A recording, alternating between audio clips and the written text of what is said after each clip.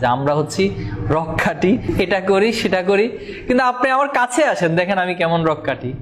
যে রহমাতুল্লিল আলামিন, রহমত শুরু হইতে হবে মানুষের জন্য, যেন আপনাকে দেখে কেউ ভয় না পায়। আপনি কি ভয় পাওয়ার মতো মানুষ না? যখন মক্কা বিজয় হয়েছে, এটাও আপনারা সিরাতে পড়েছেন, তখন আল্লাহ রাসূলুল্লাহ সাল্লাল্লাহু আলাইহি ওয়াসাল্লাম মক্কায় প্রবেশ করতেছেন, প্রতিমধ্যে এক বুড়ির সাথে দেখা হলো, ঠিক না?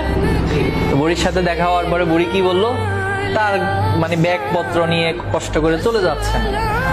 জিজ্ঞেস, কোথায় যাচ্ছেন আপনি? বললো যে আজকে মোহাম্মদ নাকি মক্কা জয় করছে এবং সে যাকে যেখানে পাচ্ছে কি করে দিচ্ছে, কতল করে দিচ্ছে। কেন? যে তার ধর্ম গ্রহণ করবে না তাকে সে কতল করে দিবে অথবা ধর্মান্তরিত করবে জোর করে চাপে। এই জন্য আমি পালাই চলে যাচ্ছি। কার সামনে বলতেছে এটা? মুহাম্মদ সাল্লাল্লাহু আলাইহি ওয়াসাল্লামের সামনে বলতেছে। তিনি কি বলছেন এই আমি মুহাম্মদ? না,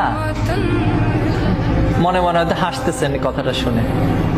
তাহলে আমাদের সম্পর্কে এরকম প্রপাগান্ডা চালায় যে আমরা হচ্ছি রক্ষাটি, এটা করি সেটা করি, কিন্তু আপনি আমার কাছে আসেন, দেখেন আমি কেমন রক্ষাটি, ঠিক না? প্রিয় ভাইরা, এই জন্য আল্লাহ রাসূলুল্লাহ সাল্লাল্লাহু আলাইহি ওয়াসাল্লাম দেখেন, সে মহিলাকে যখন বাসায় পৌঁছে দিলেন, কিভাবে পৌঁছে দিচ্ছেন? তার ব্যাগপত্র আল্লাহ রাসূল নিজে কাঁধে নিলেন। আপনি তো বয়সের ভারে নিতে পারছেন না, আপনার ব্যাগপত্র আমাকে দিন। আল্লাহ রাসূল নিয়ে গিয়ে যখন সেই মহিলাকে পৌঁছায় দিলেন, ফিরে আসার সময় বলতেছেন, তো তোমার পরিচয়টা দিয়ে যাও, তুমি কে, আমার তো অনেক উপকার করছো। আপনি যার ভয়ে পালায় চলে আসতেছেন, আমি সে মুহাম্মদ। সুবহানাল্লাহ। তাহলে এখন কি আর দাওয়াত বিশাল বয়ান দিতে হবে, 1 ঘন্টা ধরে বয়ান দিয়ে তাকে দাওয়াত বুঝাইতে হবে? তাহলে এটাই ছিল আল্লাহ রাসূলের রহমত স্বরূপ। কেমন রহমত, এই একটা উদাহরণ থেকে যদি একটু গভীরভাবে বুঝি,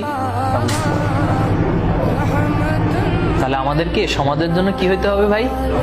রহমত শুরু হইতে হবে। কারণ আল্লাহ রাসূল আমাদের আদর্শ হয়, তাহলে আল্লাহ রাসূলুল্লাহ সাল্লাল্লাহু আলাইহি ওয়াসাল্লাম যেভাবে রহমতের লালন করেছেন, আমাদের মনের মধ্যে সমাজের মানুষের জন্য, সবার জন্য রহমত লালন করতে হবে।